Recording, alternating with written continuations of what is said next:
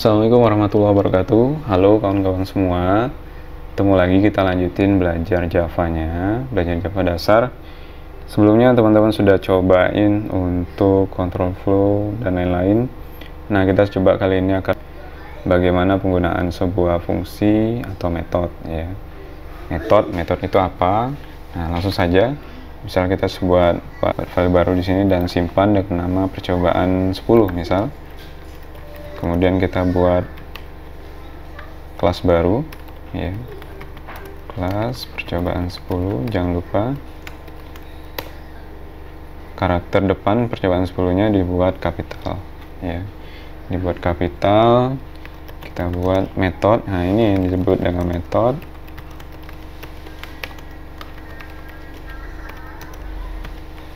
Exit ya. Nah, jadi metode ini, jadi misal ya, ini misalkan di sini ya,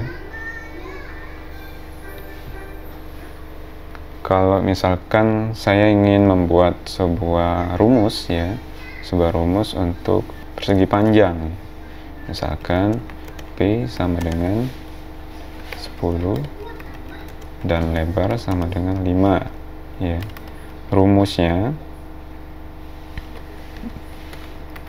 kemudian internal hasil ya, hasil dari rumusnya adalah P panjang kali lebar ya. Nah, di sini saya akan print ya, luas dari persegi panjang sama dengan hasil. Nah, kalau seperti ini, nah begini ya. Tapi ini juga bisa dilakukan kalau misalkan rumus ini akan diakses untuk berkali-kali. Kita bisa lakukan menggunakan metode ya. Kita membuat sebuah metode, dan ini bukan hanya hal-hal seperti ini saja, tapi banyak hal yang bisa kita manfaatkan ketika, dan lebih mudah ketika kita membuat sebuah metode ya. Nah, langsung saja kita buat sebuah metode baru di sini, misalnya public static.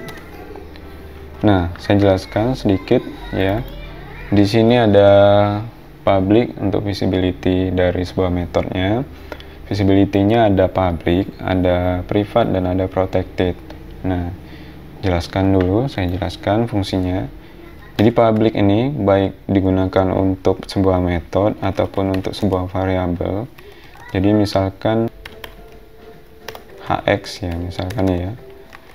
Nah, misalnya integer hx ini dibuat sebagai public, maka baik variabel maupun sebuah metode lain yang sifatnya visibility-nya public, maka ini bisa diakses oleh seluruh kelas lain ya.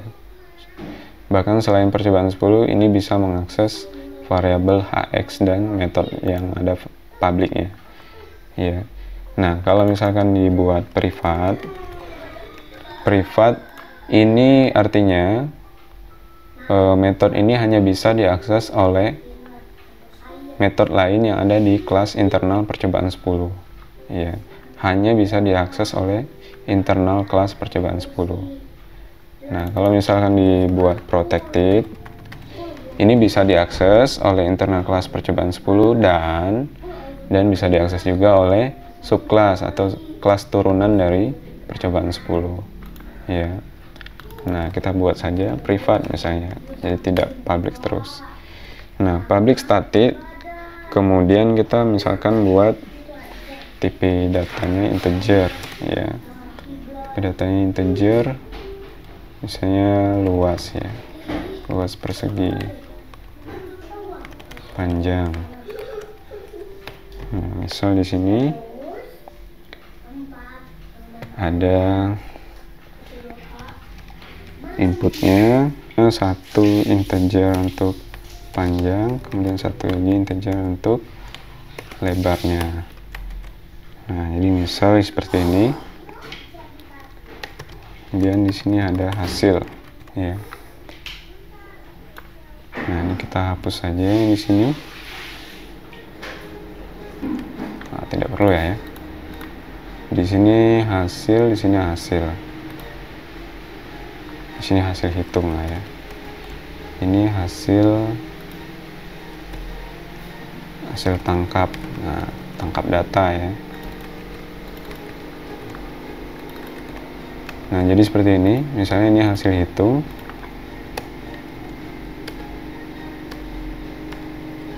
Nah, kita buat hasil hitung. Ini flow-nya dulu. Misalkan hasil tangkap ini dapat dari luas persegi panjang, kemudian kita kirim panjang dan lebarnya. Kemudian di sini memanggil sini, mengirimkan panjang kali lebar, ditangkap juga, dan kebetulan juga variabelnya kita samain panjang dan lebar dengan tipe integer, dan kita buat untuk hasil perhitungannya. Sini panjang kali lebar ya. Kita return untuk hasil hitungnya. Return hasil hitung. Return hasil hitung. Maka di sini hasil tangkap. Oke, kita coba lihat hasilnya.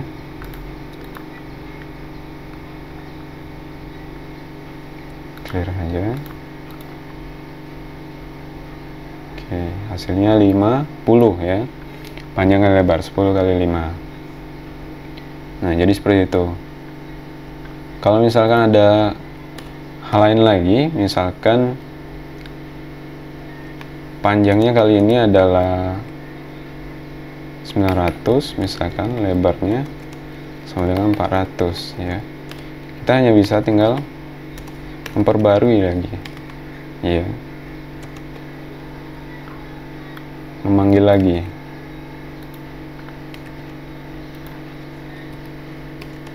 Ya, panggil lagi, kemudian juga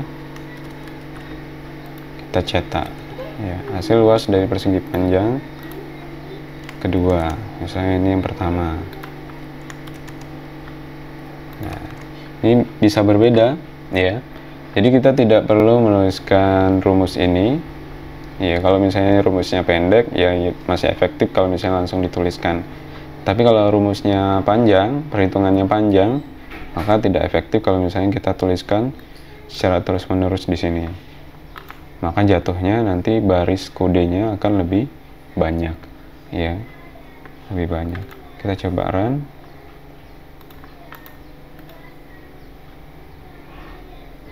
Nah, nih ya, luas dari persegi panjang pertama 50, luas dari persegi panjang kedua 360.000.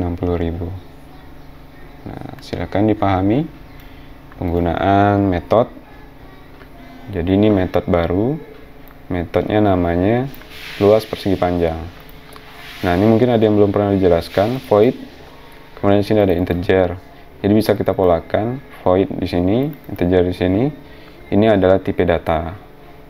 Jadi kalau misalkan metodenya ingin identik digunakan untuk perhitungan rumus, kita bisa lakukan deklarasi tipe datanya integer.